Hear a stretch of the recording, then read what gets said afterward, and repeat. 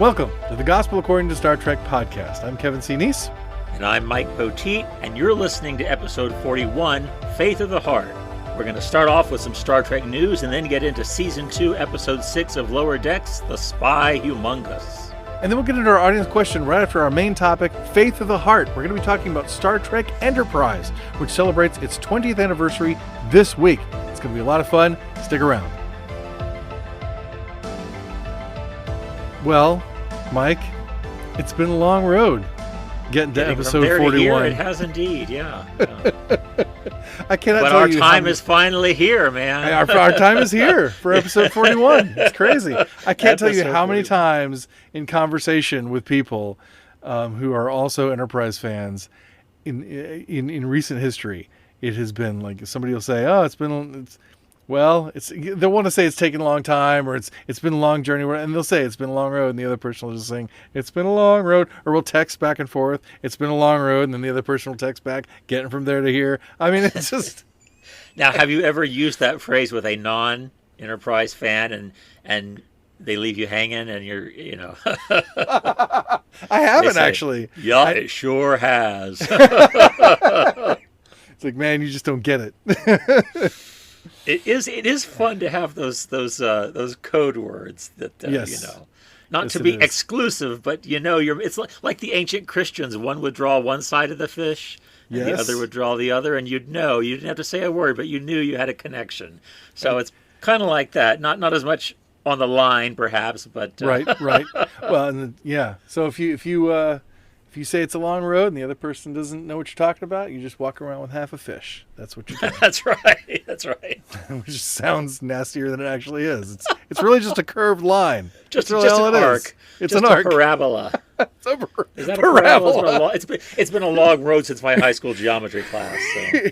It's been a long parabola. Okay, anyway, hi. We're doing a show. How are you folks doing? It's been a straight line, never intersecting another. Oh dear. We better move on before we get too silly. This is going to get bad really quickly. Hey, I hear that you have some Star Trek or Star Trek adjacent news. I do have Star Trek adjacent news. I was watching The Daily Show with Trevor Noah last week, and Levar Burton was his guest. Nice. And during the course of their conversation, which was, of course, witty and intelligent and heartfelt and everything you expect from Levar Burton, he mentioned he no longer wants the job of permanent Jeopardy host. He guest hosted for a week over the summer, and Twitter is all about LeVar Burton for Jeopardy, and I have been too. But he said to Trevor Noah, you got to be careful what you wish for, because sometimes you get it. And he found that once he was there behind that podium, he realized that wasn't really what he wanted. He thought he wanted it, and he said he was all sincerely saying he wanted it, and he was all about that. But once he got it, he realized this isn't really. So now, though, the exciting news to come out of that is he's apparently talking with people, as Hollywood types do, about what projects would be good for him. Like he said, what would a good LeVar Burton game show be? So I'm hoping we'll get something that's around books and literacy and reading and all those good things he's associated with in some kind of quiz show format. I think that would be a lot of fun. So we will see what develops, but I think it could be. He said the whole experience opened a lot of new doors for him, and for somebody who has had the career he has had to say new doors are opening, right? It's got to be exciting stuff. Well, I'm going to call it right now: reading game show. Come on. Oh, I like it. No idea what you do on it, but that's the brand. Reading game show. Don't have to take your word for it. Start tweeting at everybody. # reading game show. Reading game show. Let's get that trending. Yeah. We'll get those big John Oliver, Jimmy Fallon numbers on Twitter. That would be great.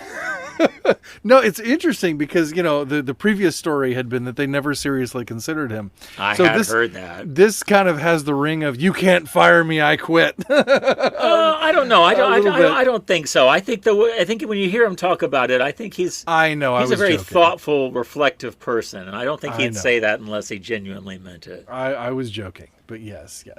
So it is interesting to see that. And I have to say, I watched him on the show. I just watched a little bit of it because I don't remember. Things were going on in life at the time, and I couldn't, Yeah. watch. Yeah. But it was like an especially hard. I think maybe people in my family were sick or something. Anyway, or maybe I was sick. I was sick for a long time. So, but I watched it and it was cool, and I was like, "This is cool." But LeVar Burton has like two gears that he gets in with his voice. His two modes, and Yeah. one is like the relaxed, like really smooth, buttery, like, "Hey, how you doing?" kind of thing. Uh-huh. And the other is up here. It's like Yeah. it's reading Rainbow. Yeah. And that's the voice he was using. And I was You are like, not wrong about that.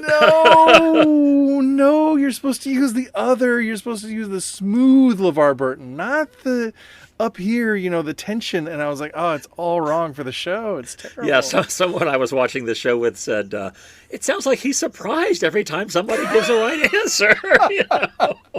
Which is not, I guess, the vibe you want from the Jeopardy host. Yeah. But, Which, I mean, it's not that he doesn't have it in him. It's just he was drawn on the wrong thing. He was using the wrong gear for the show. But anyway, so, I wish him well. God bless him. I mean, he's amazing.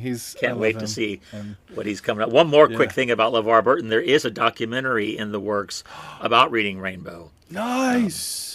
Yeah, so I'm definitely going to want to watch that when it's available. That's exciting. So, Kevin, what Star Trek news are you bringing to the table tonight? Well, I do have one, just one, again, Star Trek adjacent note.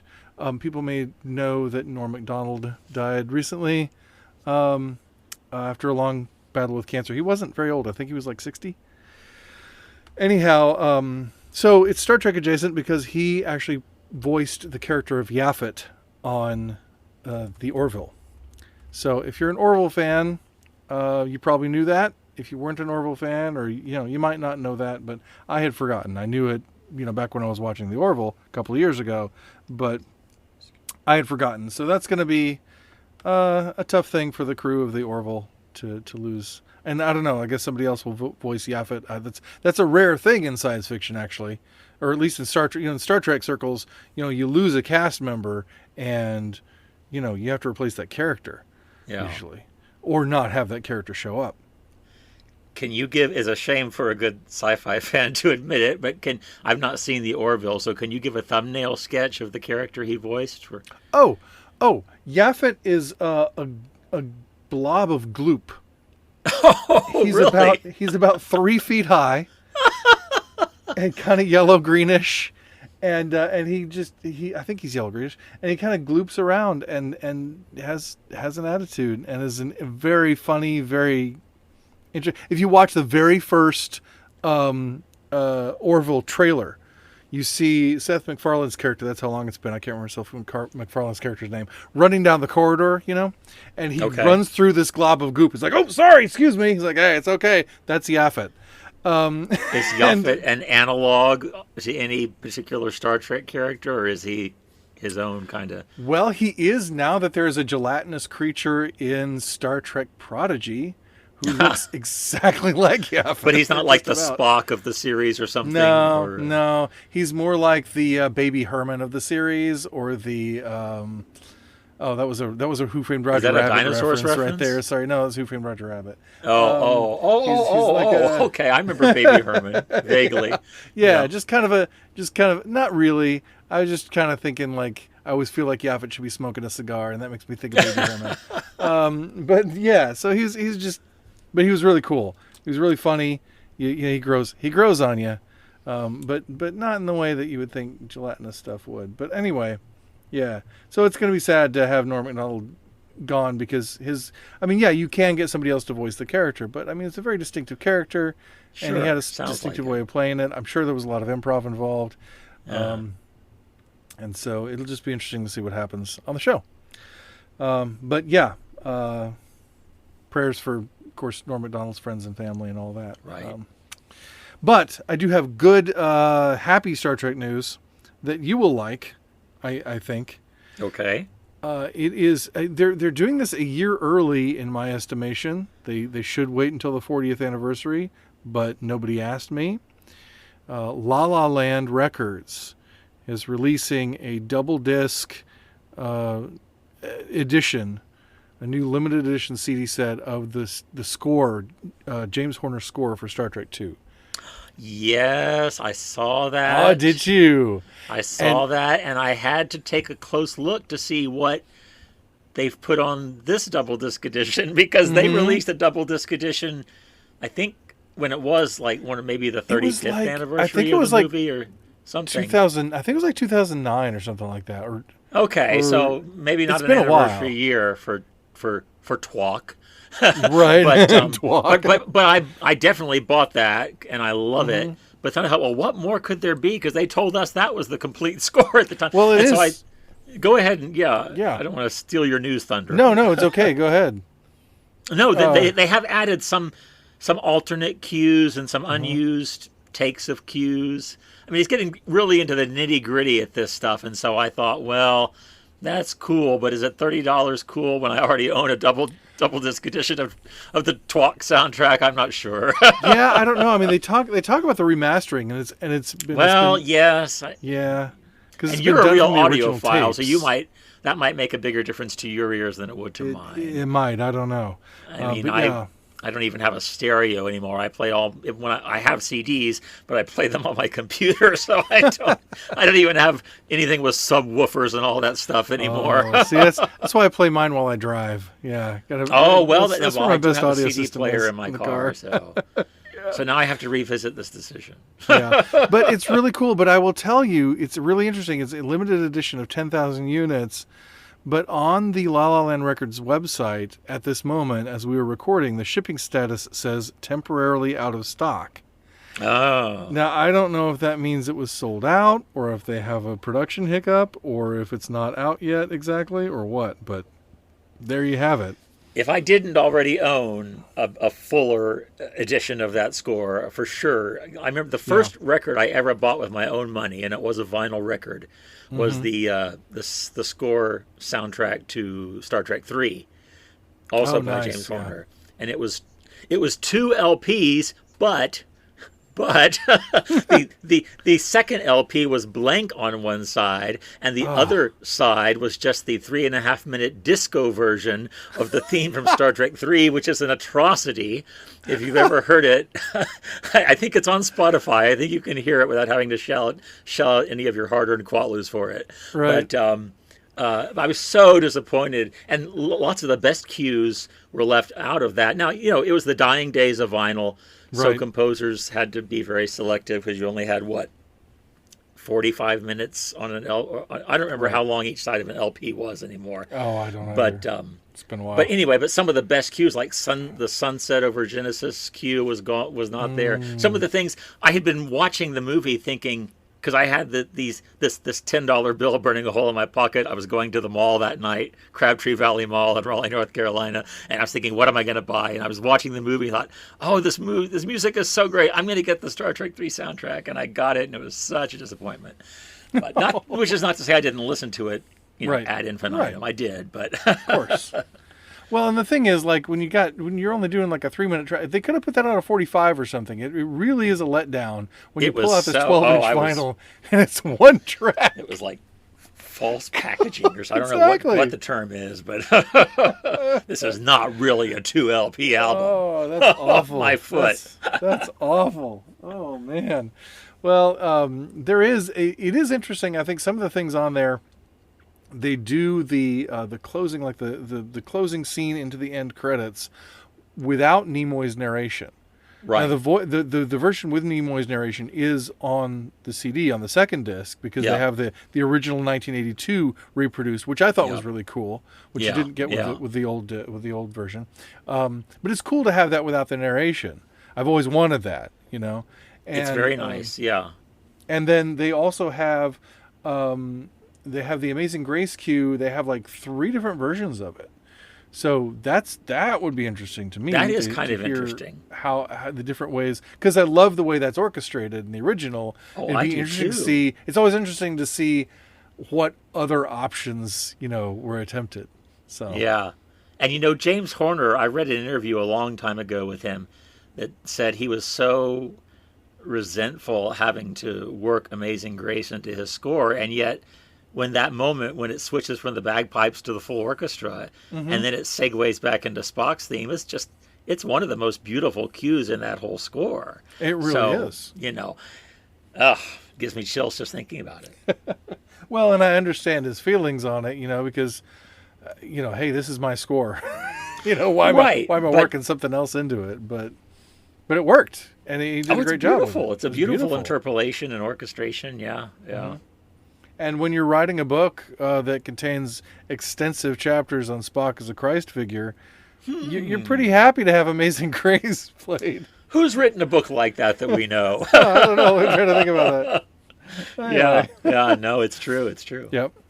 So, I guess that's our Star Trek news. Boy, it feels like that's a pretty short Star Trek news segment. Maybe because we had this is a normal week in Star Trek news. We were spoiled, thoroughly rotten last week. We were awash, as you put it, in a triple ton of Star Trek news. I like that. On the Twitter. A triple ton. Yep, pretty much. Yep. Well, what about Lower Decks? Season 2, Spy Humongous.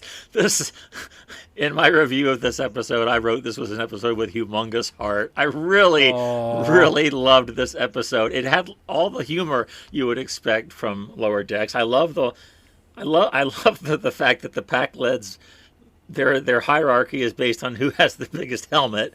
They have a queen and a king and an emperor, and then of course somebody smashes through the window and overthrows the government because he has an even bigger helmet still.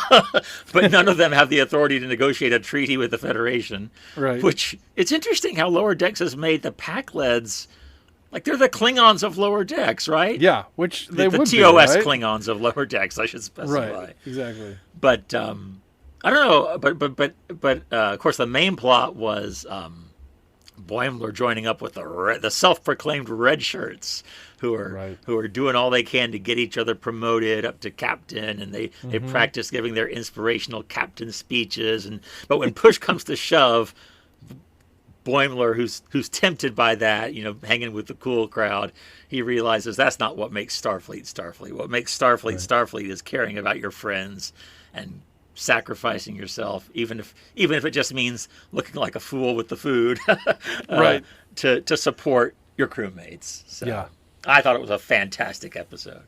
And what I thought was great, and folks, we're talking about the writing that Mike does on Red Shirts Always Die. You should check that out. He does great stuff every week. But what I found interesting in what you said there in your review was that the B story really is the Pakleds. Not a lot happens in that story, but that is the story that the episode is named after.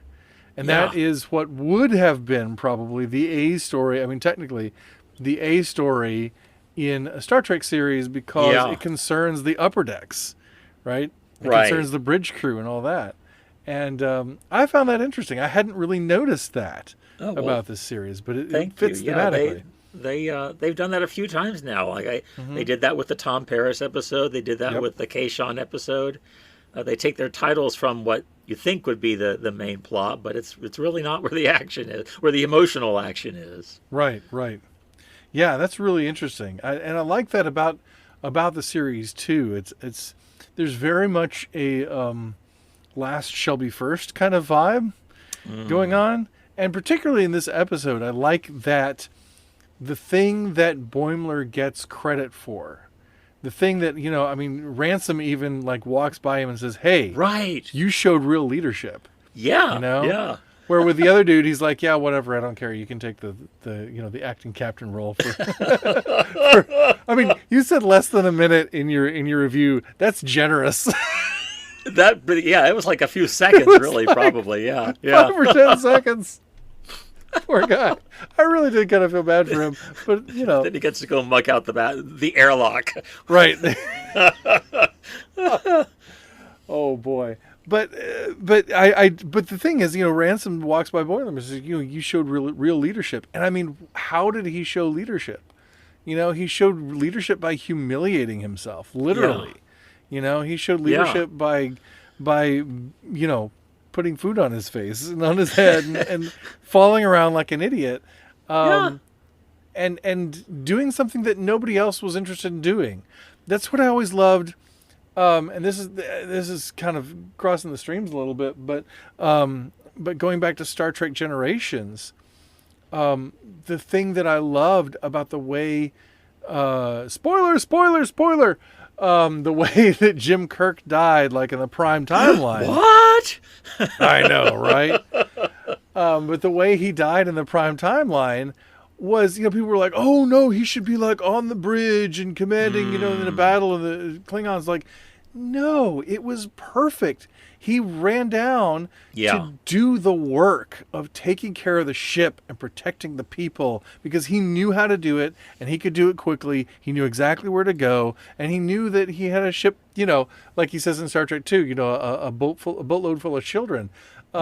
He knew he had that, and he was, going down in the lower decks, to do the work of really giving himself, because they're all younger and he doesn't know he's going to die, but he's really giving himself for his crew. That's a great way for Jim Kirk to die. It's fantastic. It feels terrible, but it should, because it's the death of Jim Kirk. But it's the same way with Boimler. Everybody's standing around speechifying or being afraid, and Boimler's like, no, I'm going to get dirty. I'm going to get messy. I'm going to use my nerd knowledge, first of all. Right. Because I know what this thing is. Did she touch an orb? No, it was a cube. Oh, that must be a mood cube from the planet, whatever. And and he just knows, and he goes, he's like, I know what to do, and he jumps in and does the thing. And he remembers from earlier, that scene when he falls down in the mess hall earlier on. Just this weird random thing where he gets food on him. That plays into the plot. And it's just great to see him realizing that all the posturing in the world is pointless. Right. That a haughty spirit goes before a fall, as they say. But all the posturing in the world is pointless unless you're ready to do the work. Unless you're ready to lower yourself, as some people would put it. But he's really elevating himself in that way by being a good leader. It's like Jesus tells his disciples, among the Gentiles, they're ones in authority lorded over them, but it's not to be so among you. Right. Right. There's a real sense of solidarity that Boimler shows when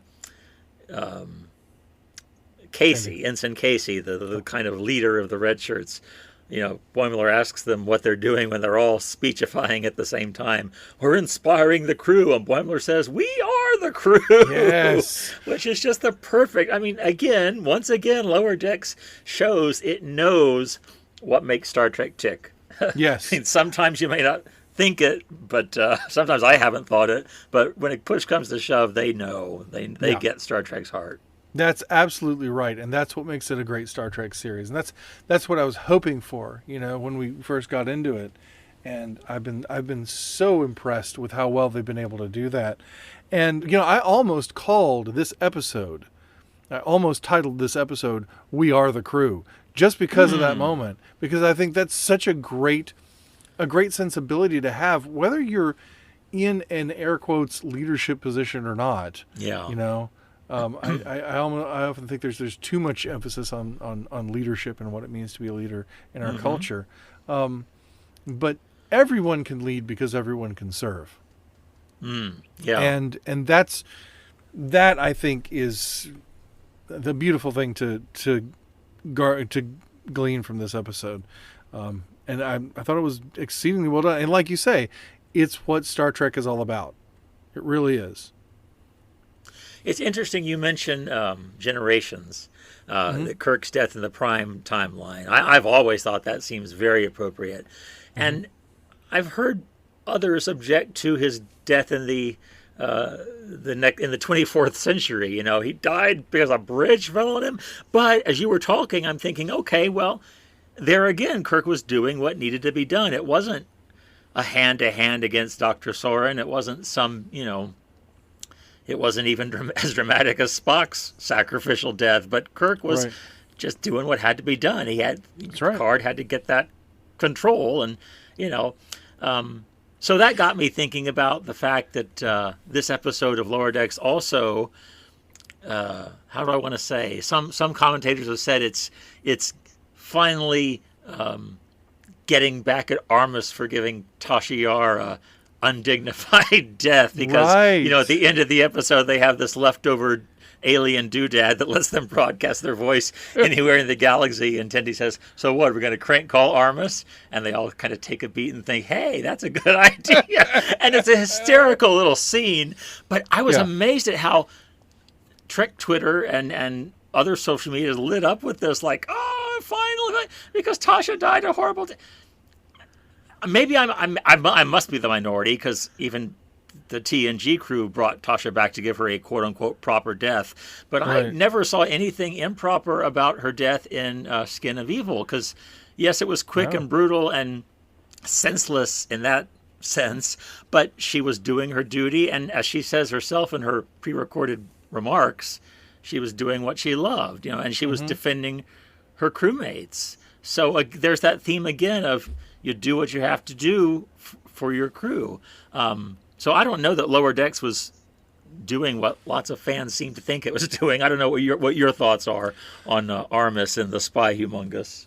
Well, my thought on Armus is I do think Armus was definitely killing Tasha just to kill her, just because it could, right? It just wanted to kill one of them. Oh, no question. To show that power, but that didn't make her death meaningless. Exactly. Yes, exactly. For me, it's like everybody there is taking the same risk. She's just the one the risk hit, Right. And it shows also. I think when you do something like that with a character. Like there was that character, I can't remember her name just now, but there was that character in season 1 of Discovery who was just unceremoniously killed, by the tardigrade creature. And you're just like, what the heck? But it to me sort of raises the stakes a little bit, or gives you a moment where you feel like, oh, people can actually die out here. Right. It makes it feel a little more dangerous. And just from a narrative standpoint, I like that. But I completely agree with what you're saying, that they're all putting their lives on the line just by being there. And Tasha shows that. Well, it was a huge... I mean, that was the first time Star Trek had killed off a regular main character and meant it. I mean, yes, arguably in Star Trek 2, they had filmed it meaning it, but it wasn't long before they found a way to bring Spock back. And I've always I think I've mentioned this on the show before. I've always kind of sided with McCoy. I think I liked him better before he died. but ultimately, I'm not unhappy that Spock got to have many, many more adventures in this timeline and the other. But this, I mean, that was, and I even at the time, I was just a teenager watching Star Trek TNG first run, but I found it very meaningful that the crew was coping with a sudden death that was going to stick, as far as we knew. And it really did, for all the yesterday's Enterprise and Commander Sella stuff, Tasha Yar really did die, Yeah, she did. And that was great. Stuck.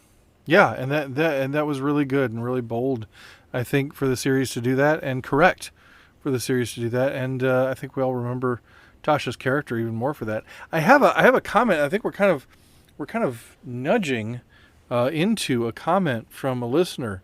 Okay. Who sent me over the weekend. They say, I'm extremely impressed that Lower Decks has taken the time to make the first 5 episodes actually deal with the emotional growth and healing of the events and trauma of the first season finale. Yeah. For a show that is literally Star Trek jokes, the fact that they're spending so much time on character development and, more importantly, character healing is impressive. That was a great insight. Yeah, and I was like, yes, that's absolutely true. Good observation, yeah. And it really puts Lower Decks in that sense, sort of thematically connects it with a lot of things that we talked about in season 3 of Discovery. And I like seeing more of that in Star Trek because, and that was the interesting thing about the death of Tasha, is that we kind of called back to it a couple of times within the series. And that doesn't always happen either.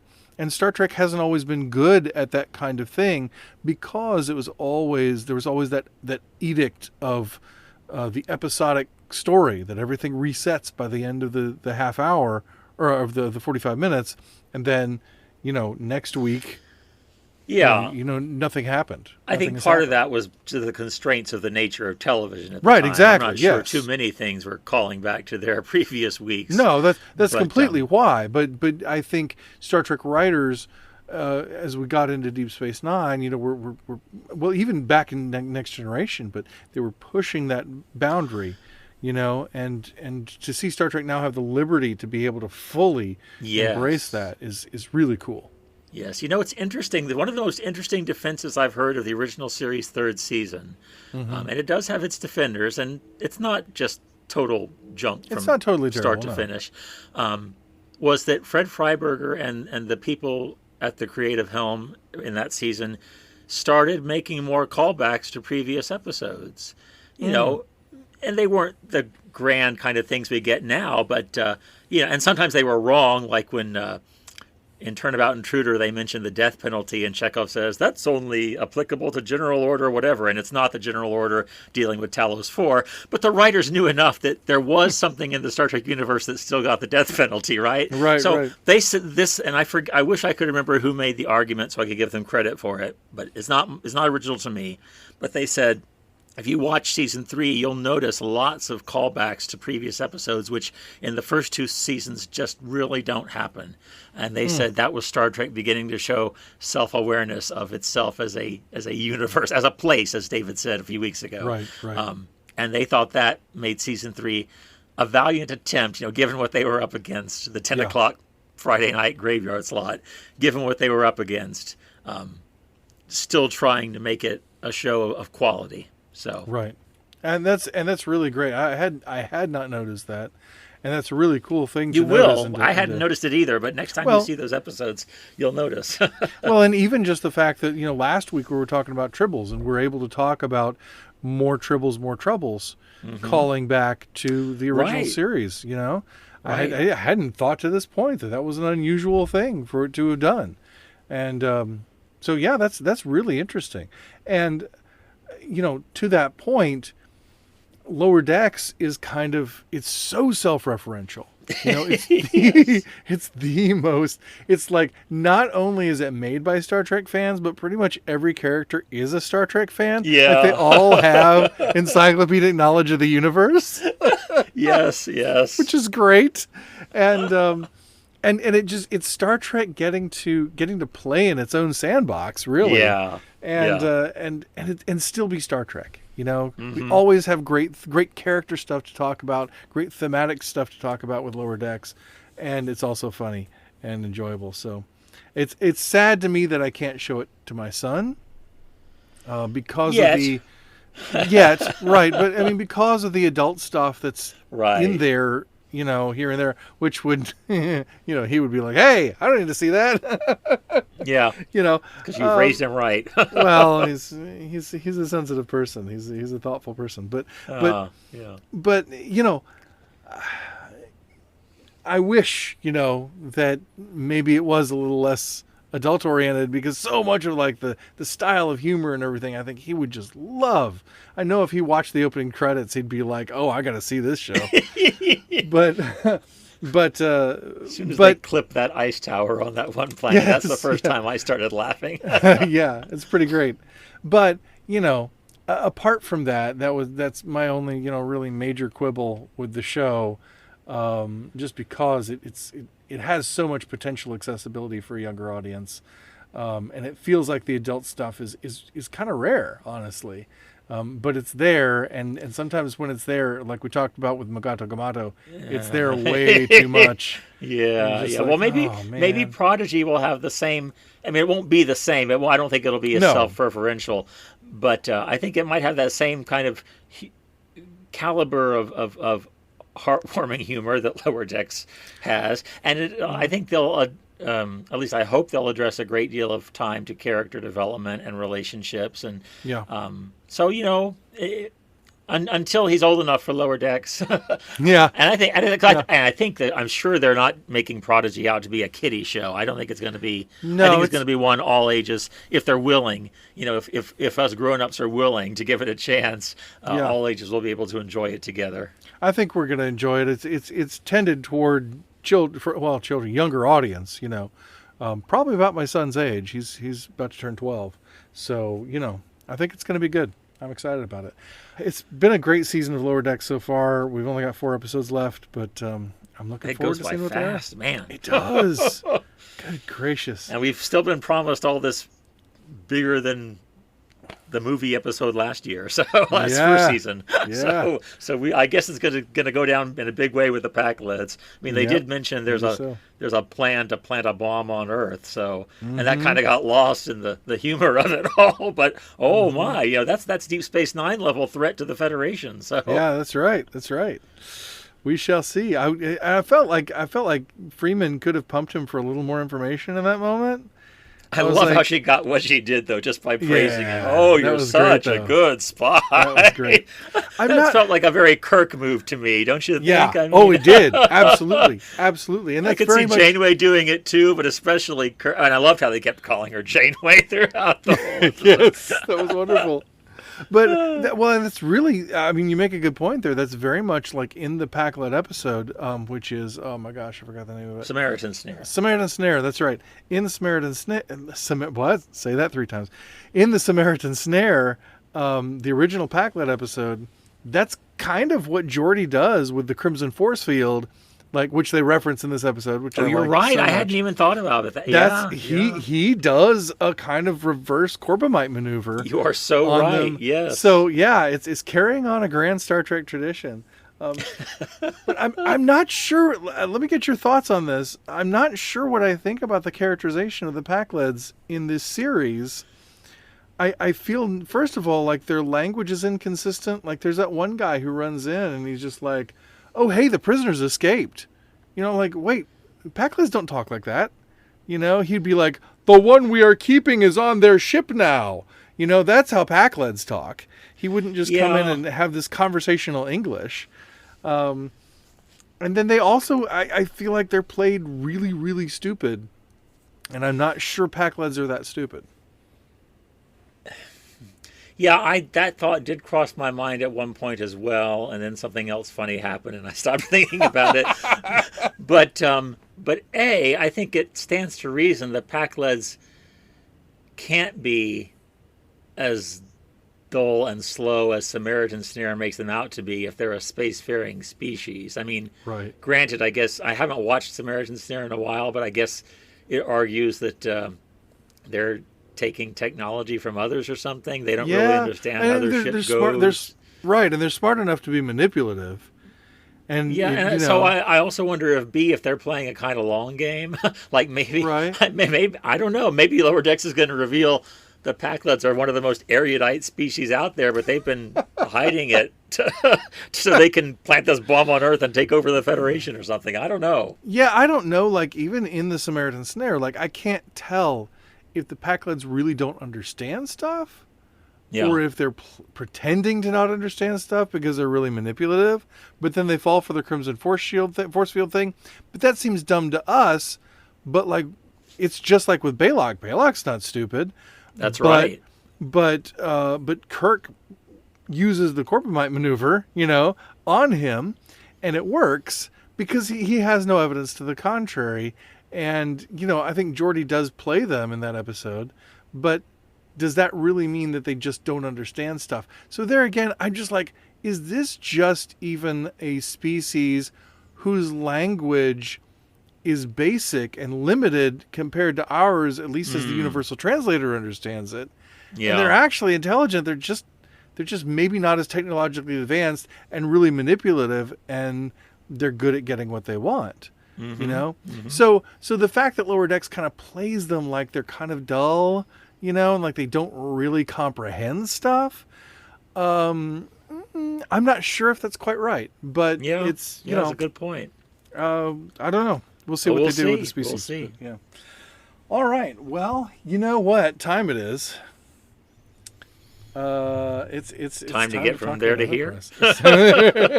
I was gonna make a cool like transition. Oh, I'm There. sorry, I ruined Well, your I cool was transition. no, I ruined it. I was like, you know what time it is? And I was like, that has no relationship to Enterprise. How in the world can I? But it How can I sounds like it turn could be this? a lyric in that song. It So, does. It does. Well, my time. Here it is. time is The time is finally here. Well, the Yeah. lyric is the time. My time is finally near.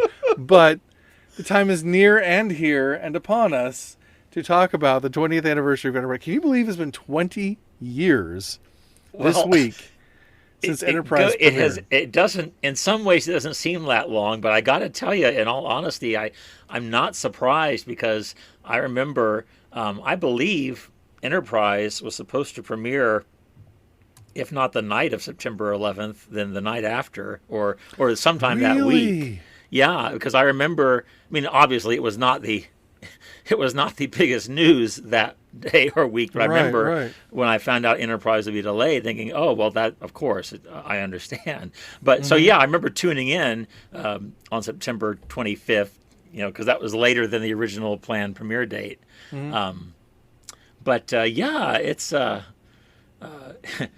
I'll be honest. I'm not as well versed in Enterprise as some of the other series because I only watched it while it was on the air, and I missed I skipped the third season, which then I found out was such a great season. So I hopped back on for season 4, and then the thing was canceled. But Yeah. but yeah, I remember very clearly. Watching Enterprise for the first time and thinking it had a lot of potential. And I rewatched Broken Bow again recently, and it's a stronger pilot than I remember. I enjoyed it 20 years ago, Yeah.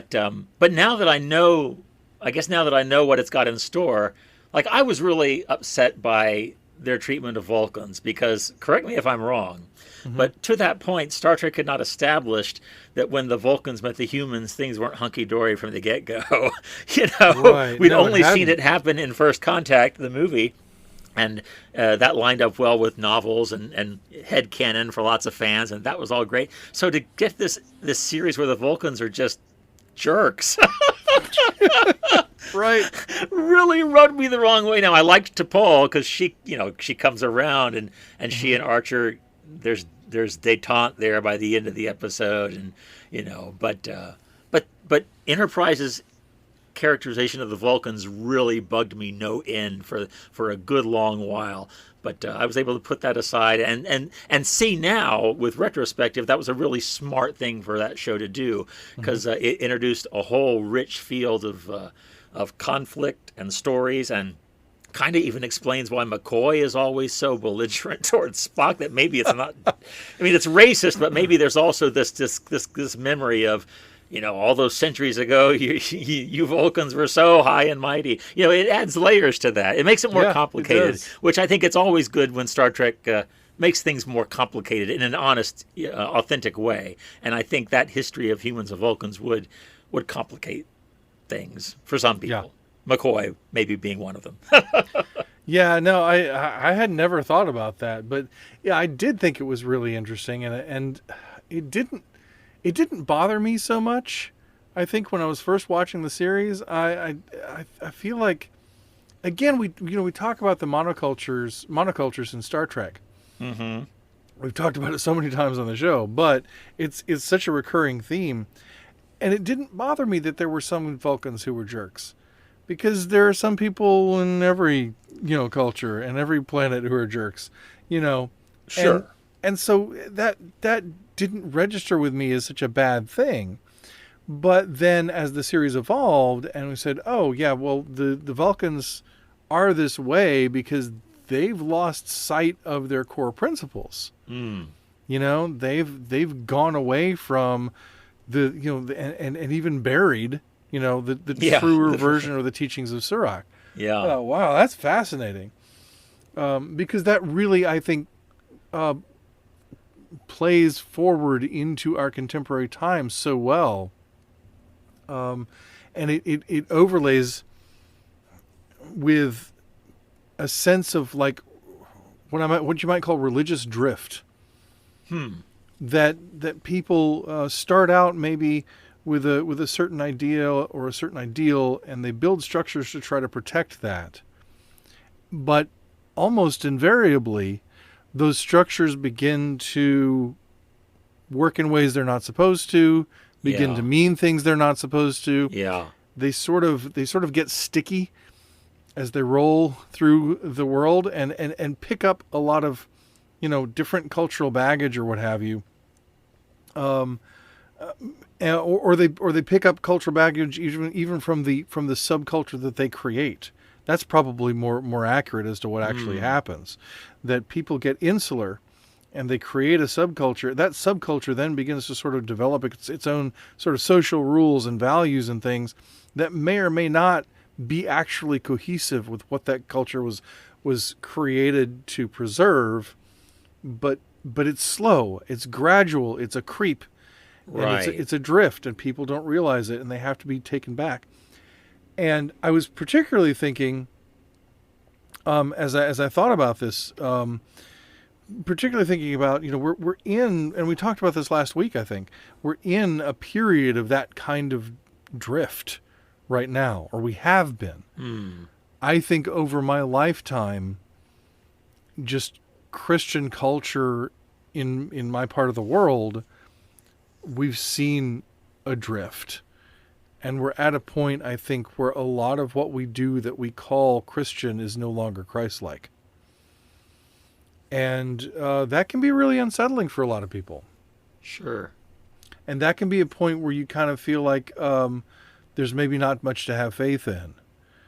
And because we've so associated the thing we believe in with the structure that's meant to preserve the thing that we believe in, without factoring in this concept of drift, that people can fail their own ideals. And to see even the Vulcans do that in Enterprise, I think is fantastic, and I really love the way that was played out.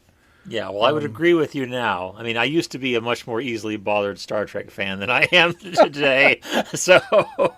But I do agree with you, and that is interesting parallel to draw.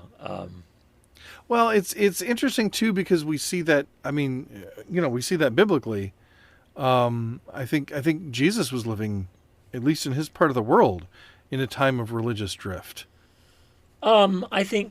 Well, again, I think it happens in all religions. I think, I have learned in recent years to be a little more careful about reading too much into or drawing too much out of Jesus' conflict with religious authorities in the Gospels, because we're getting one side of what were very real, very lively arguments within Judaism about how to interpret Torah. Now, there are clearly Pharisees and scribes who are out to get Jesus in the Gospels. All the Gospels agree on that. But Right. not every dispute he has with a certain Pharisee or a certain scribe. And I think those qualifiers are important, because God forbid all Christians should be judged on how I am, or all Presbyterians should be judged on how I Right. am. So there were some who had it in for Jesus. The Scripture's clear on that. But some of those disputes he has with scribes and Pharisees in the Gospels are just that. They are disputes. So my point being, the religious drift, for sure, I think it was there. And of course, the Old Testament itself talks about God's people struggling with this. The prophets they are reforming. They are trying to call God's people back, to remember the rock from which you were dug, says Isaiah. And God's people are always called to resist that drift away from God, from what is true, what is right, what is righteous. And I do think we see some of that, sure, in Jesus, a lot of that as well. But Yeah. Well, and I think even if it's a very localized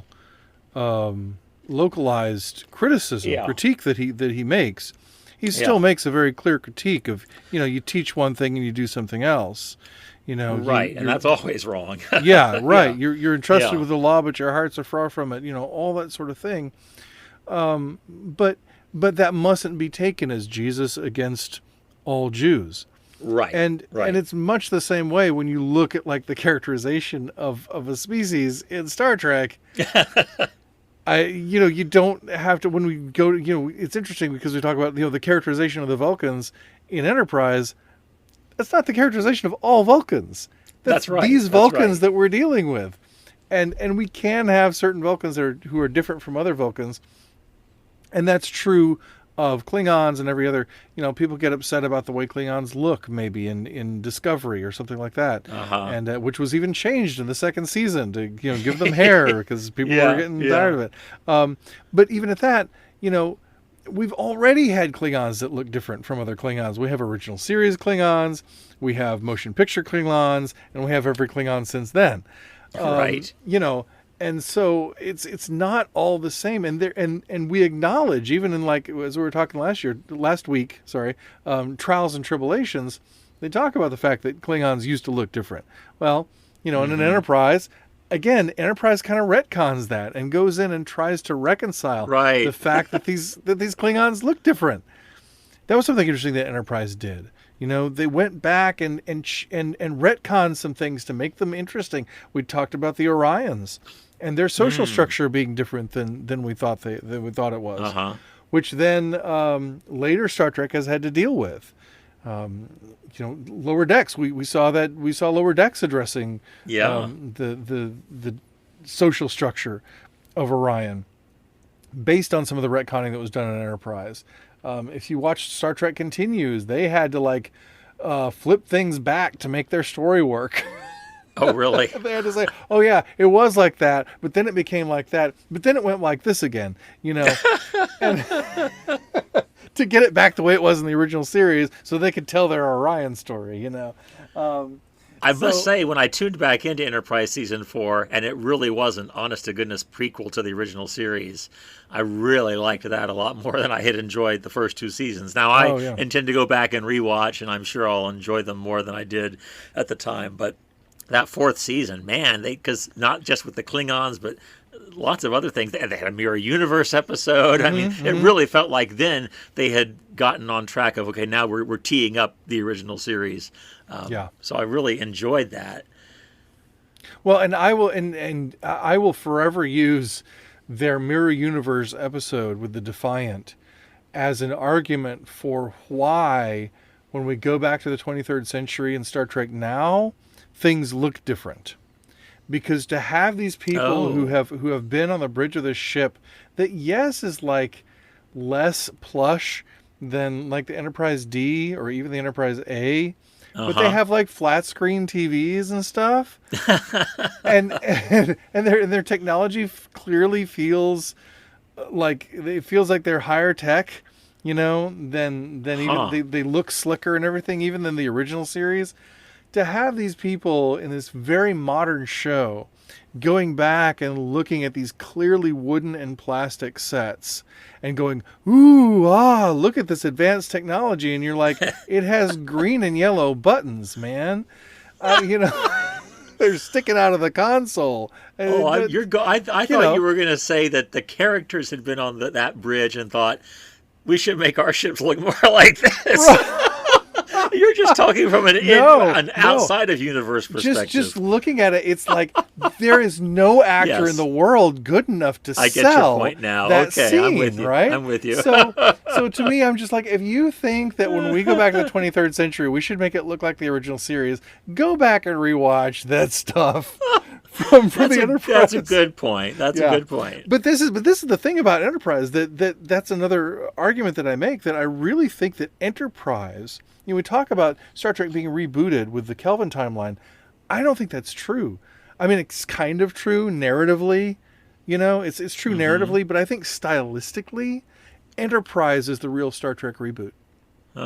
Enterprise brought a modern sensibility to things. The whole thing was that the communicators in Enterprise looked more advanced than the communicators from the original series. Yeah. And Mike Okuda addressed that, and he was like, yeah, we really didn't want a communicator for a series that's supposed to take place in our future to be bigger or clunkier looking than a modern cell phone. Sure. And so our idea of what the future looks like changes as our contemporary technology changes. There's stuff in the 24th century of Next Generation that looks old tech to us now in the 21st century. Like the fact that Data has to read everything. He doesn't just download it, But But yeah, so I really feel like Enterprise did that. And when I went into the Kelvin timeline for the first time, the first Kelvin picture for the first time, I was like, oh, this is a really credible 23rd century based on the 22nd century we saw in Enterprise. Yeah. I really felt like it was another building block in that direction. And of course, by the time we get to Star Trek Beyond, there's all kinds of Enterprise callbacks. And of course, Enterprise, I'm going to say it's the only one of the series that's in universe not affected by the Kelvin, by the Narada creating the Kelvin timeline, right? Right. Everything up to that point, Enterprise is in that, and it stays the same. Well, some people have even postulated that the fact that we're dealing with the temporal wars and all that, the temporal war, temporal Cold War, I should say. Yeah. And people messing with the timeline from the beginning of Enterprise is that we're actually seeing how things weren't supposed to go, as it were. Like, we're actually seeing, like, there is a version of Archer's Enterprise where everything goes fine and the temporal Cold War doesn't intrude at all. There's no crewman Daniels, there's no, all that doesn't happen. We see all that stuff where people are messing with the timeline and we're trying to get the timeline back to where it needs to be. And so the idea is that, like, the Archerverse, if you will, is even like a branch off of the main Star Trek timeline. And then the Kelvin timeline is a branch off of that. Oh, I hadn't. Wow. So yeah, I mean, that's blowing my mind. I don't know how much credence I give to that, but I do think that sort of relates to, at least from a production standpoint, the way Star Trek was really reimagined with Enterprise. And I think Star Trek would look different now, Kelvin timeline forward, without Enterprise. I think if you go back and look at Enterprise, that was really where Star Trek embraced a modern sensibility that what we would now consider a modern sensibility, or a kind of, a new idea of the future, much the way it had without moving forward in time. Yeah. Because in Next Generation, it's like, okay, we're going to vamp things up. We're going to, it's the 24th century, so things have to be more advanced. And then as we get into the movies, we have to change the uniforms and get a new ship and that sort of stuff, to make things look more cool. But we never really had gone back to the past and made it look like our future for the present time, not 30 or 50 years ago. So that to me is maybe, I don't know if it's the most significant contribution of Enterprise, but this is one of the major significant contributions of Enterprise to the franchise. That's an excellent point. Yeah. So, yeah, good on you, Enterprise. 20 years on, I think you did the right thing. Because that's one thing I noticed rewatching Broken Bow that has not aged well, particularly, at least for me, is, I know Brandon Braga spoke a lot, or at least I believe he did, and I've found some quotes. He wanted to kind of sexy up Star Trek, and I think he started that with 7 of 9 on Voyager, even though she's an absolutely fantastic character. And I think like the whole decon gel scene in Broken Bow, and the guys on the planet ogling the dancers who are eating the butterflies. And it was watching it now, it's a little like, this is still a little bit boys' club, isn't it? But it's very uncomfortable. But I don't recall that persisting throughout the series. I know that it didn't. I don't think certainly by the 4th season, I don't remember cringing at some of the let's be sexy now. Yeah, there's some stuff like when Trip and T'Pol start their thing, Oh, well. There's some stuff there, but I think it's credible, and I don't think it's outside the bounds. In the context of a real romance, though, that's one thing. I don't think it's outside the bounds of what Star Trek had shown before. But to show our characters, like, not only in their underwear, which Star Trek Enterprise continued to do, and everybody in Enterprise wears blue underwear. I guess that's just Starfleet issue. But blue underwear is 22nd century is like, we're like, hey, we started washing all our whites with our colors and we just never looked back. But yeah, the decon scene, that got a lot of blowback from fans. It's still awful. 20 years It later, is. It's horrible. it's really like, come on, the overarching ideal of Star Trek is equality and Yes. respect and not objectifying people. That is one of the things that Enterprise did with that, because the decon scene did freak fans out, and they did say stuff about it online and things, and you see less of that in Enterprise. I as I understand it, because of that, and you've seen that in Star Trek now, even more so. Like I talked about earlier with the Klingons getting hair in season 2 of Discovery, and the fact that we have Strange New Worlds premiering next year. The fans demanded it. The fans demanded it when they brought in Pike for season 2 of Discovery. They're like, "Hey, this needs to be a series," and it is now. It's so cool. So, of course, a lot of that has to do with the changing of technology, but and again, when fans really were upset about Alice Eve being shown in her it reminded me of that too. in Star Trek Into Darkness. One of many things that are terribly wrong with Star Trek Into Darkness is that scene, and I think that speaks well of Star Trek fandom in general. Not that we haven't had sexy stuff in Star Trek from the beginning, and not that we don't continue to have sexy stuff in Star Trek. And there's nothing wrong with having sexy stuff in Star Trek, but you get to a point where it's clearly gimmicky and objectifying. If it's only there to, raise the ratings or whatever, then that's beneath Star Trek, I think. Yeah, if it's in the service of the story, fine. We're all adults. We can take it, but... But we are not here to ogle people, we are just not. And that's why I love that Seven of Nine is such a rich character. Because, she's a wonderful character. Yeah. Her outfits, everybody, is what everybody thinks about. And a lot of people quit watching the show at that point because of that. But she's a great character, and I'm glad to see her further developed now. Wonderful, yeah. So one thing we haven't mentioned about Enterprise so far in this whole discussion, not the only thing, because we're not going to cover everything about the series. We got to have more episodes later for us. But the one thing we haven't mentioned, it's been a long road. What did you think? When you tuned into Enterprise for the first time and you heard that infamous theme song? I was disappointed because when Voyager premiered, I didn't so much. Well, to be honest, I was surprised but pleased when TNG adopted a version of the motion picture theme as its theme. Deep Space Nine's theme I liked. It was very classy, very elegant with that French horn and everything. Yes. And so then when Voyager was coming down the pike, I was thinking, okay, great. I can't wait to hear what the new Star Trek theme song will be. And by God, if we didn't get a Jerry Goldsmith masterpiece, he won an Emmy for it, for that theme song.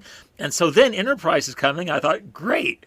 I don't know if I'm going to like it or not, but at least we're going to have another new Star Trek theme song because they've all been winners, And then it's this pop song, and it's not a bad song. I don't hate the song. It's not, it's kind of an earworm for sure. Mm-hmm.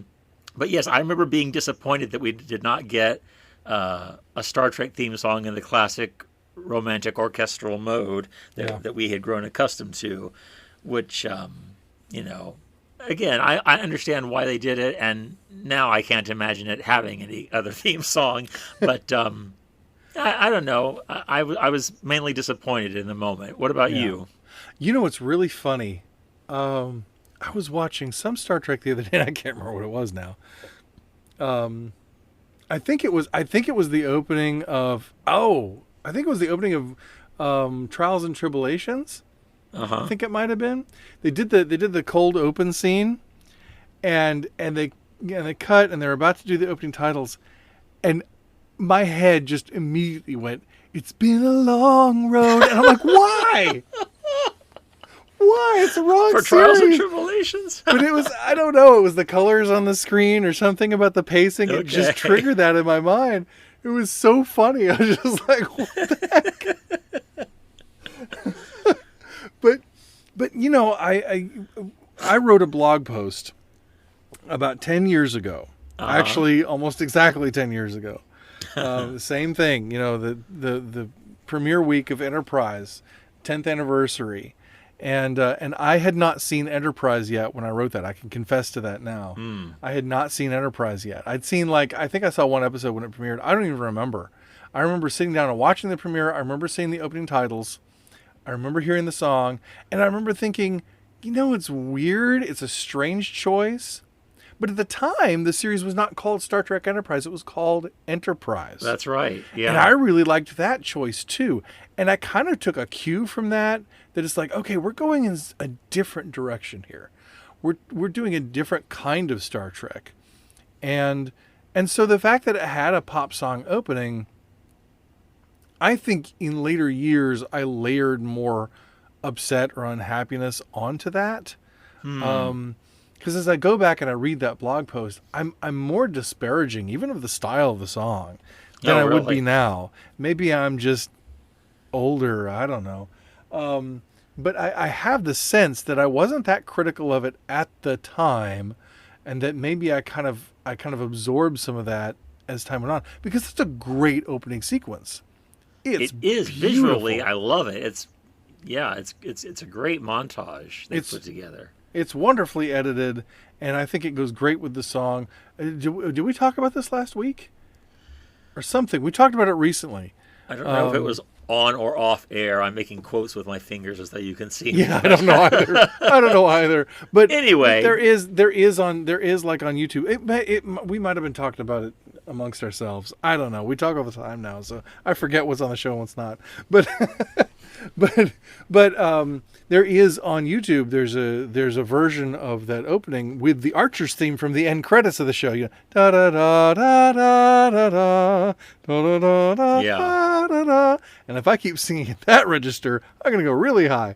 But anyway, and it's cool and it works pretty well. But I still think the Russell Watson song works better. And I think it's great.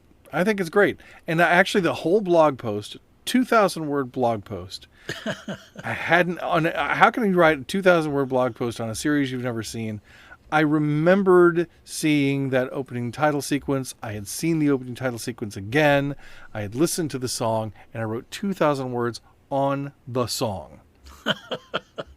That's right. I would consider you the expert on that song then. At least as it relates to Star Trek and matters of faith. Well, probably. Hey, Faith of the Heart, right? Faith of the Heart. It's right there in the title. There's some two core Christian concepts right there. Yeah, definitely.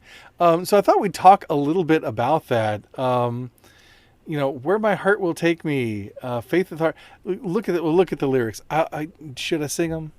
Should I sing the song? No. It's your show. I'm not going to sing it. Far be it from me. Sing along at home, kids. It's been a long road getting from there to here. It's been a long time, but my time is finally near. And I will see my dream come alive at last. I will touch the sky, and they're not going to hold me down no more. No, they're not going to change my mind. Because I've got faith of the heart. I'm going where my heart will take me. I've got faith to believe I can do anything. I've got strength of the soul, and no one's going to bend or break me. I can reach any star. I've got faith. I've got faith. Faith of the heart.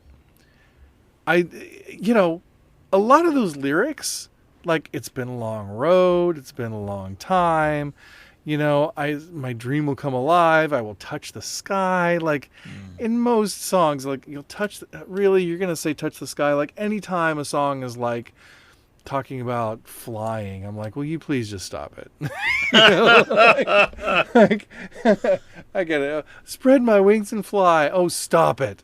There have been 75 pop songs about spreading your wings and fly. Come up with a new metaphor.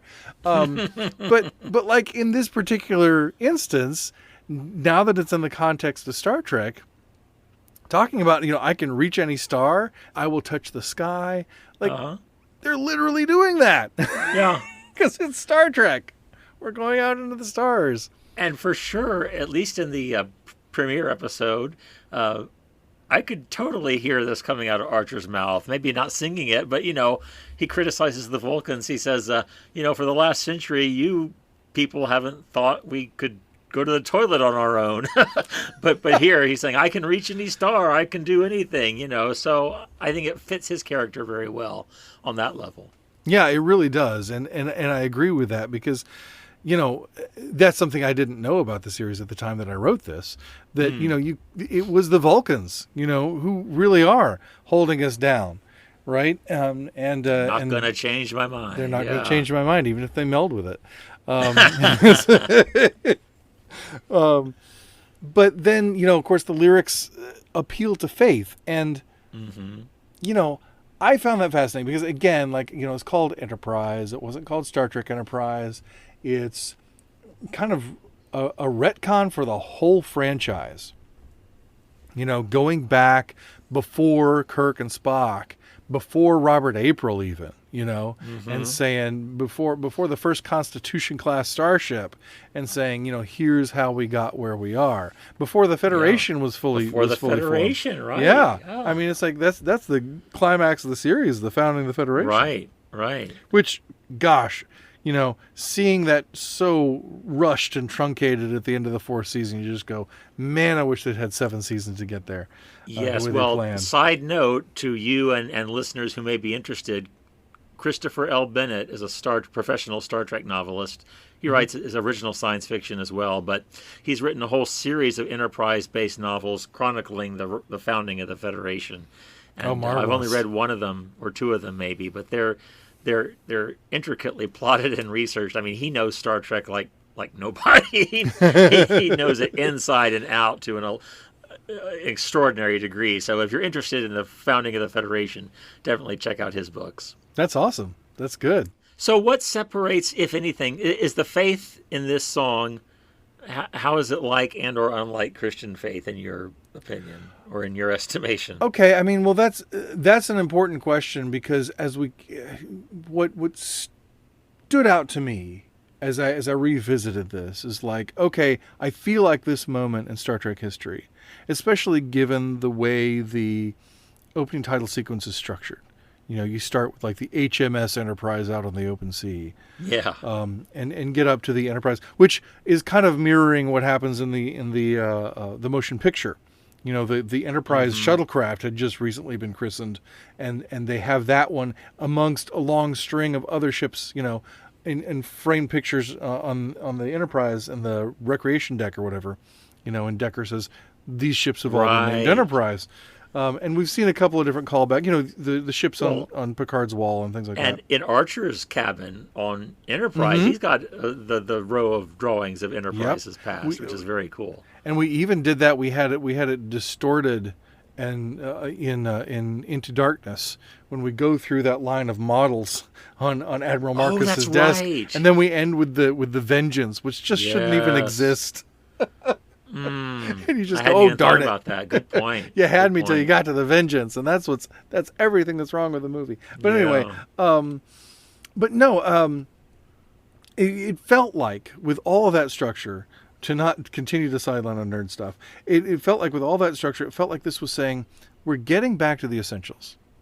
We're talking about where Star Trek comes from, what it is at its core, and also we happen to also have chosen a song to sing in this opening title sequence where we're talking about this series, and we're talking about Star Trek and where we come from and where we're going, and we're a new idea, a new sort of a new vision of Star Trek, but going back to the beginning, And what does it land on? Faith. I've got faith of the heart, and I mean, like you say, what's anybody can look at that, and particularly Christian people are going to look at that and go, oh, faith, that must be Christian, because so often people talk about faith as though Christian is the only kind of faith there is, but that's not the kind of faith that is talked about here, in the sense that it's faith of the heart, faith to believe that I can do anything, faith that it's basically faith in myself, it's faith in the human spirit. And there's honestly nothing wrong with that, but that's not the faith we talk about having as Christians, Right. That's Right. not faith in a God who is not you. We talked Right. a few episodes ago about Roddenberry's theology, that we are all part of God. Not that we aren't all participants in the project of the divine, which we are. But the interesting thing about that too is growing up in my background, you talk about going where my heart will take me. That's kind of a trope that we have a lot in music and in pop culture. Follow your heart, right? Right, right. And that was always used by preachers and stuff as a way to say that our culture is going the wrong direction and our culture is wrong and evil, because they say follow your heart.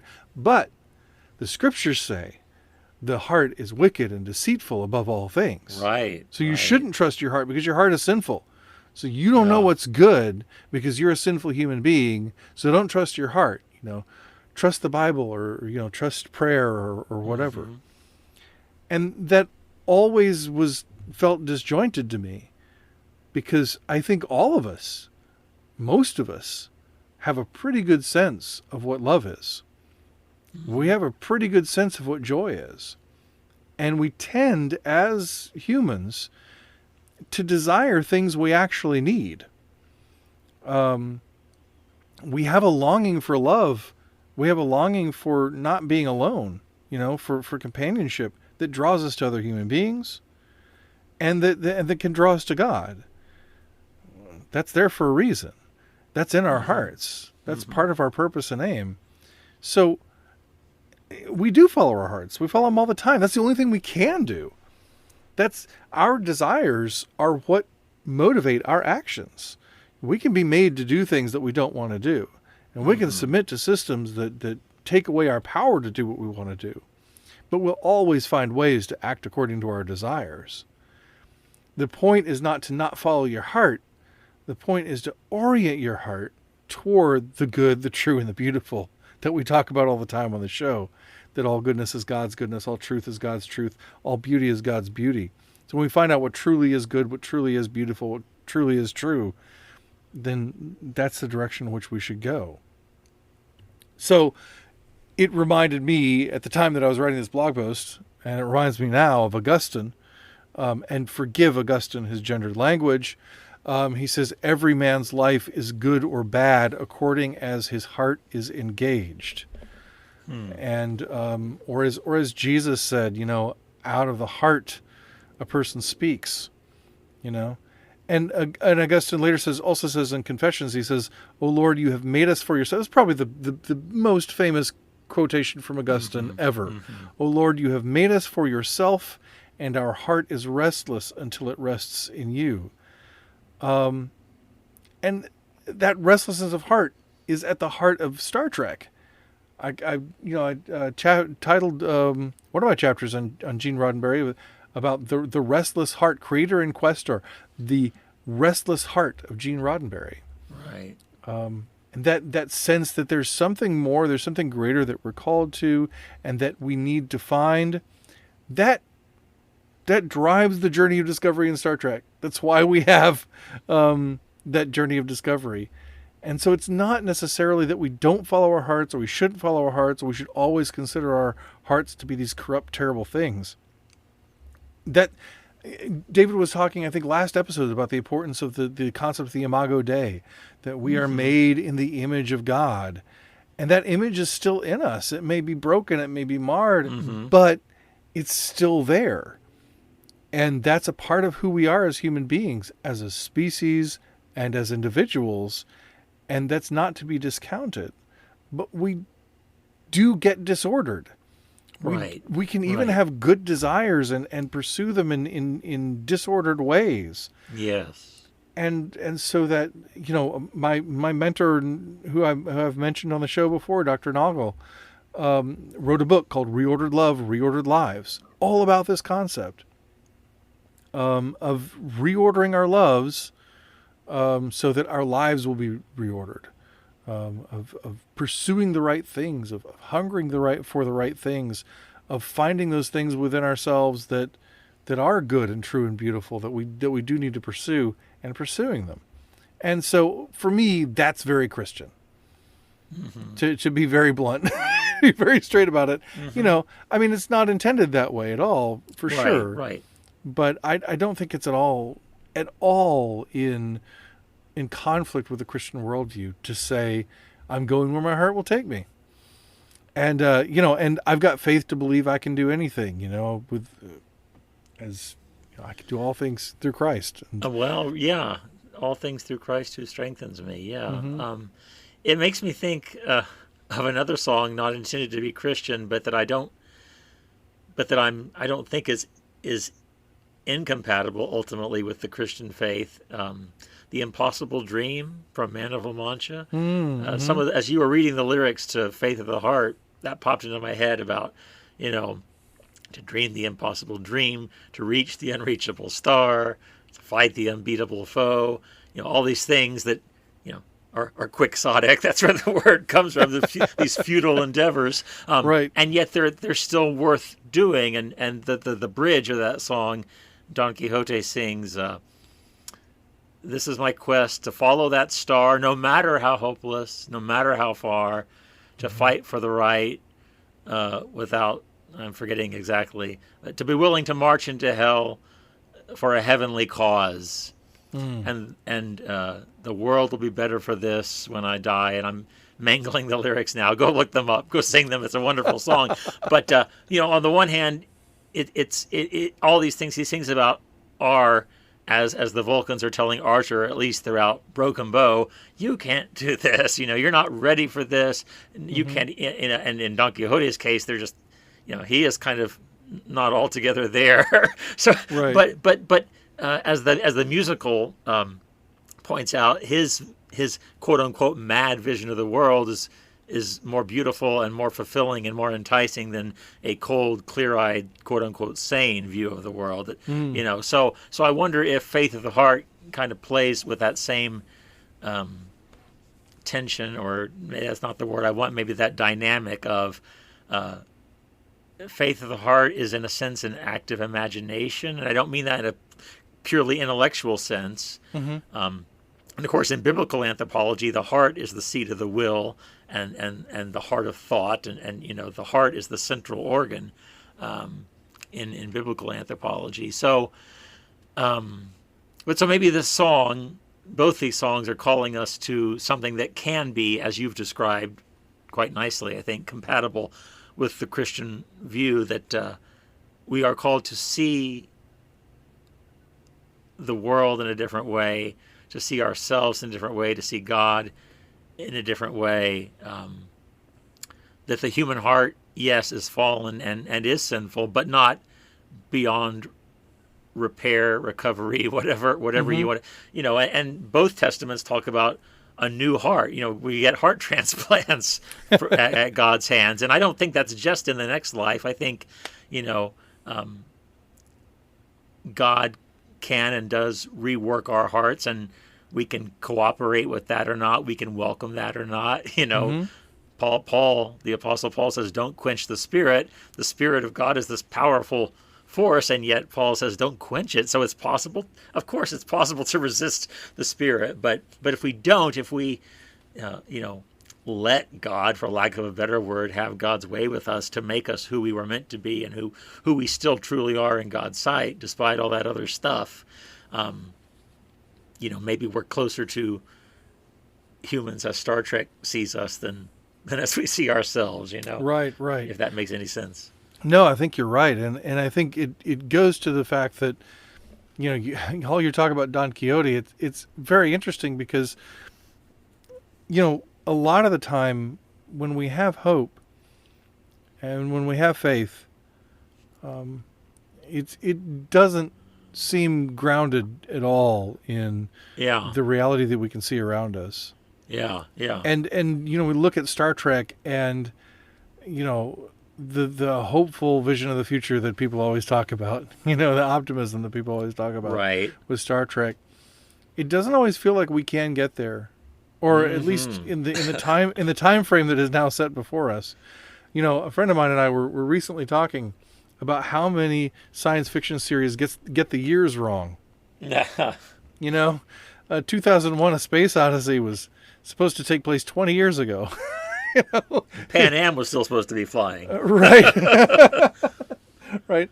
So, even going more toward my fandom, Back to the Future 2 was, was supposed to be, 16 years ago was the future.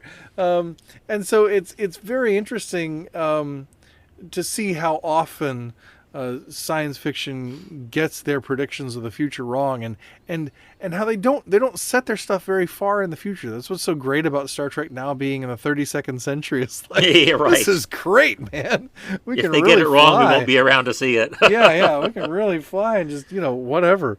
It's science magic, it's great, which we've always had in Star Trek. But it's always like, it's 30 years out from now or 50 years out from now or whatever, and that's never enough time to make the technological advancements or make the cultural changes or whatever that are supposed to happen in the science fiction. And the way Star Trek was originally intended, that's the reason we have star dates. Right. Was that it was supposed to take place in the future, sometime in the future. It could be 500 years in the future. It could be 1,000 years in the future. It doesn't matter. Roddenberry didn't want to nail it down, really. Right. But as the series was written, that eventually started to get nailed down more and more, and then became very specific. And so now we have chronology. And so it can seem like we'll never get there, even by the 23rd century or the 24th century. And maybe we won't get there by the 32nd century. Who knows? That it can seem like that's not far enough off, or that human beings will never change enough to get there, and all that sort of thing. But that's not really the point. God is ultimately the one who's sovereign over human history. God is ultimately the one who will get what God wants, which is the fruition, the shalom, which is the fullness of our being, and the full communion. God will get what God wants. Our job now is to continue to work for it as though it's something achievable, even though we may never see the results, even though we may never know whether what we did was good or right or not. And we've had long periods of drift when we will continue to have drift, and we'll continue to make mistakes, and we'll continue to fail. But, those mistakes and those failures get to be the victors. They get to be the theme of the story if we don't persistently work against them. Even if we fall short of our goals, if we don't persistently counter those things, they get to write the story. And that's not the story that we're here to write. We're here to participate with God in writing God's story. And God's story ends on a hopeful note. I like what you're saying, because it reminds me that not to get hung up on trying to figure out the chronology, but being faithful. That's what matters now, is you do your part and God will do the rest. Right, and that's absolutely true. And I think what matters is hanging on to the hope and the faith that there is shalom to be achieved, because we all want it. That's a desire of our heart that we're all born with, that we all have, no matter how broken we are. We're all looking for peace. We're all looking for love, for acceptance.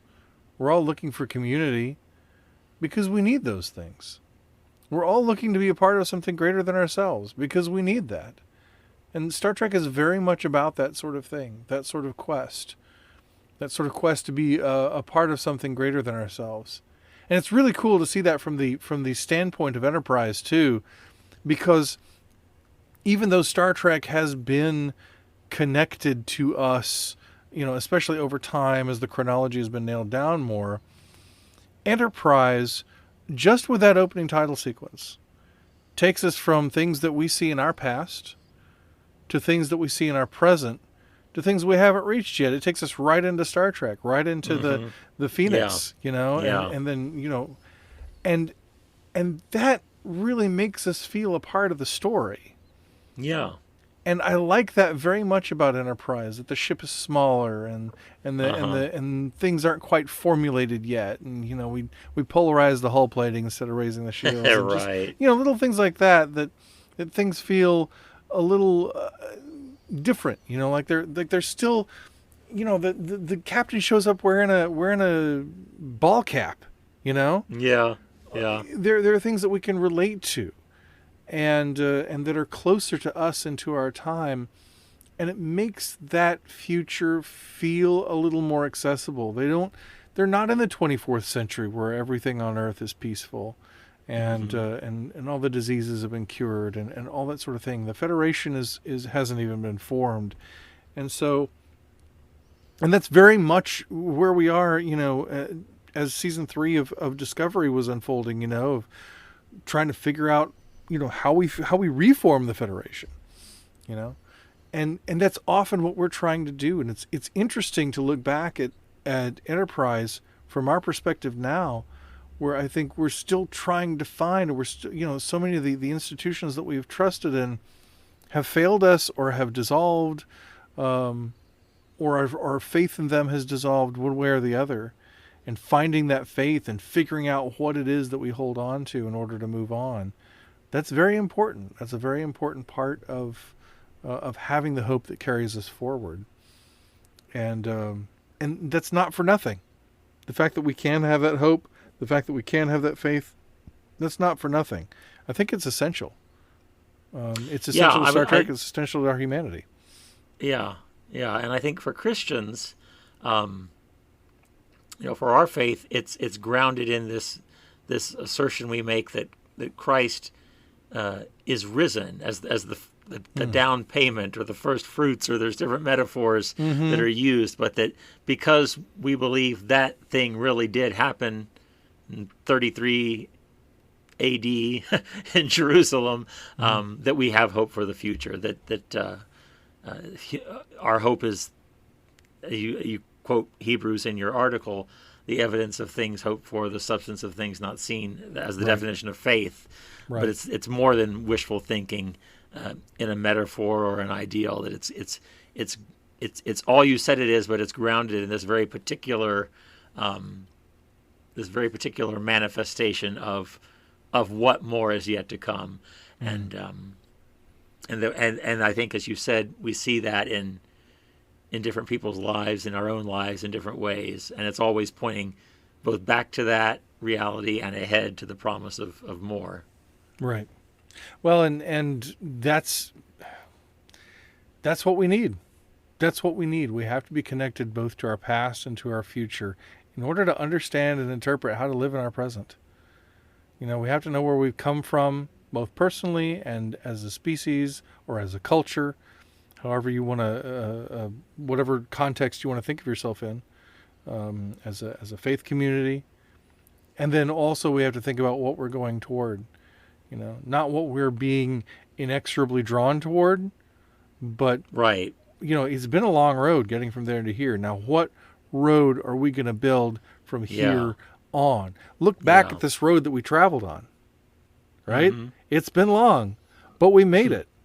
And we're here at this point, at this sort of flexion point in history, which I feel like we're at right now. So, great. So we get to figure out where this road goes from here. And we do that with our telos, as we say in Greek. That teleology is the sense of where we're going. Yeah. The end goal that we have in mind. And I think a lot of times in our bickering, in our fighting, in our culture wars, we're not thinking about the end game at all. We're thinking about, we're thinking about gaining ground and gaining power. And, a lot of times I look at people and they're waging their culture wars and they're doing their things. And I think, what's your end game? Right. Do you really think that you're going to, stop people from being who they are in your presence? You're not. Figure out how to be a neighbor and live according to your beliefs in a way that benefits others and doesn't try to harm them. That's something we often don't do because we don't have a sense of teleology. We don't have a sense of where we're going. Yeah. But I think Star Trek is one of those things that can help us to cultivate that, to cultivate a sense of the shalom. We talk about the Vulcan salute being representing the Hebrew letter Shin. It comes from Jewish faith. We've talked about it before. I can talk about it at length. But it represents the Hebrew letter Shin, and that's the first letter of Shaddai, and that's the first letter of Shekinah, the manifest presence of God. But it's also the first letter of Shalom. And so it stands for that. It stands for that. The first part of the Vulcan greeting is peace and long life.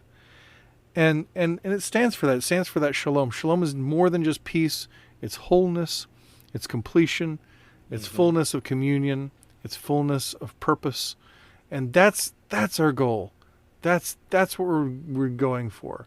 When God gets what God wants, and we can help to make our world as close to that as we can here and now, to always work for that, to do justice and to love mercy, and to walk humbly with our God, not to lord it over others, as we've talked about earlier in the show.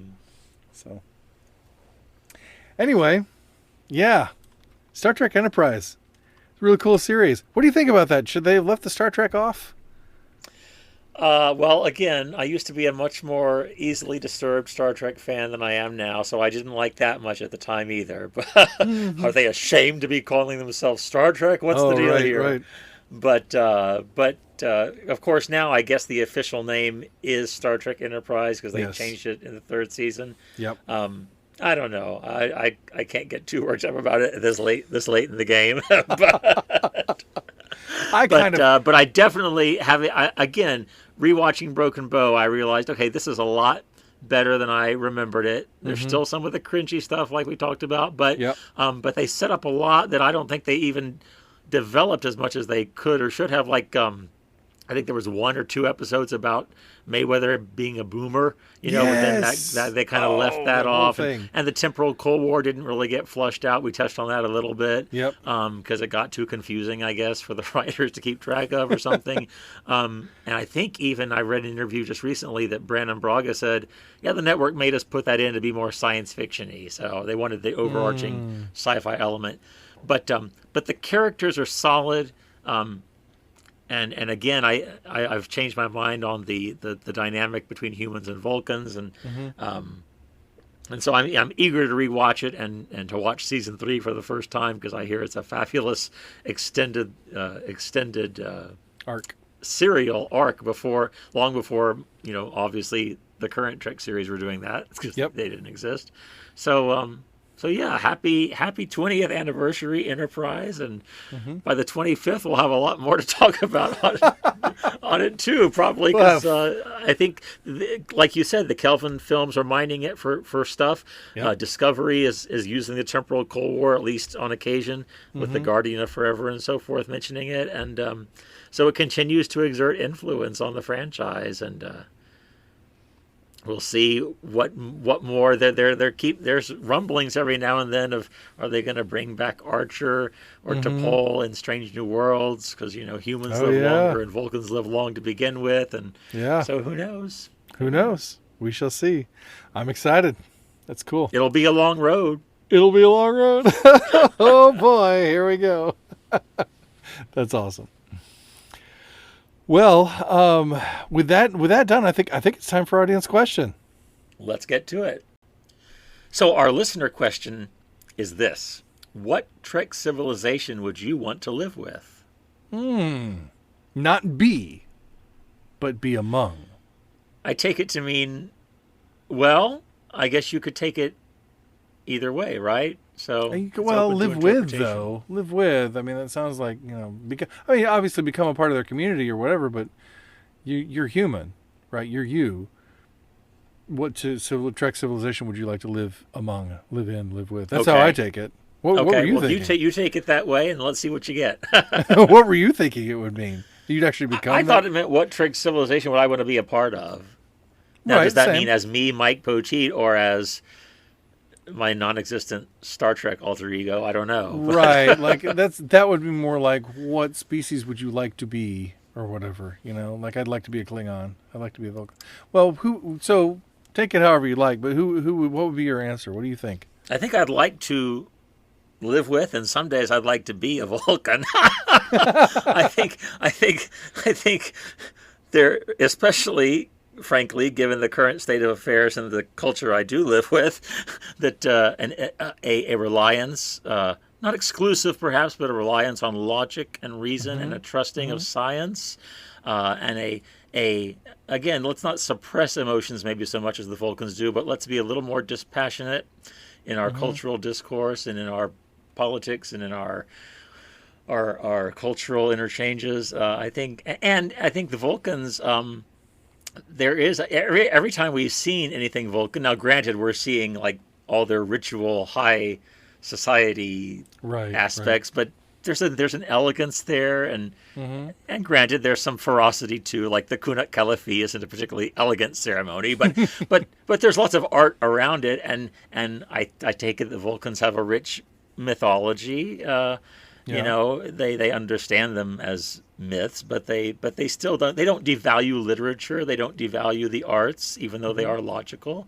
I think I'd be okay if I could have an air-conditioned home in Shakar. I think I'd be okay as a Vulcan. What about you? I'm honestly having a hard time with this one.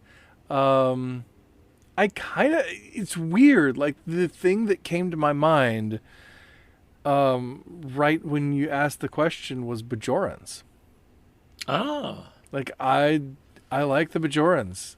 The Bajorans, except for some of them who are power mad, but they got dealt with. Well, they're not all Kaiwin. No, they're not. But I mean, I feel like the Bajoran culture overall is a really cool place. People feel pretty laid back. I mean, they have their cultural differences and their conflicts like any place, but they seem pretty laid back. There's a lot of room for spirituality. There's a lot of room for contemplation. They wear cool clothes. They have that cool earring thing. The earring is pretty... If I were going to wear an earring, it would be a Bajoran earring. Exactly. I mean, Tim and I have both talked about that. That's a really cool piece of jewelry. We like it a lot. So, like, yeah, yeah, I think I could hang out with the Bajorans. I think I would enjoy that. The nieces of Bajor. The nieces of Bajor. I don't know. That was honestly a surprising answer for me. I did not premeditate that at all. It's just what came out. Ask me on another day. If a listener question can surprise you, then it's a good listener question. Yeah, that's true. Yeah. That's true. That's pretty cool. So, thanks for asking that. I feel like my answer wasn't very detailed, but it was honest, at least in the moment. I don't know. Yeah. Ask me next week. Maybe I'll come up with a different one. Wouldn't want to be a dupler or a no or pack-led or no duplers, pack-leds, tribbles. No, we've had enough of them. So there you go. So thanks for the question. And we're looking forward to more questions next week. We would love to have more questions. We need more questions. Send them in, or we'll start asking questions back to you again. Maybe you want and that. if you haven't sent in your response yet to your favorite episodes of Star Trek from our big 800 episode a few weeks ago, send those in too. Yeah, you're welcome. You're still welcome to send those in. That's true. So Mike, what do we have coming up next week? Next week, among other things, we'll be talking about Lower Decks Season 2, Episode 7, Where Pleasant Fountains Lie. Where Pleasant Fountains Lie. Very pastoral title next week. Yeah, kind of Discovery-esque, one might say. I bet it's the most madcap episode we can imagine. Yeah, probably. That's exciting. I'm looking forward to it, and I hope everyone will join us. In the meantime, please like, share, comment, rate, and subscribe wherever you can do that. Also, send us your questions. Gospel According to Star Trek on Twitter and Facebook and Instagram. We're on all those things. Or you can email us at gospeltrekpodcast@gmail.com. We would love to discuss your question on the show. Also, you can support the show either by using the support button at anchor.fm/GATST or by going to our Patreon, patreon.com/gospeltrekpodcast. You can support the show, help us make good content, and also get some cool little goodies for yourself as well. That's going to wrap it up for this edition of the Gospel According to Star Trek podcast. Thank you so much for being here. Until next time. I'm Mike Poteet. And I'm Kevin C. Neese, and as Jesus said in John 10:10, live long and prosper. See you next time.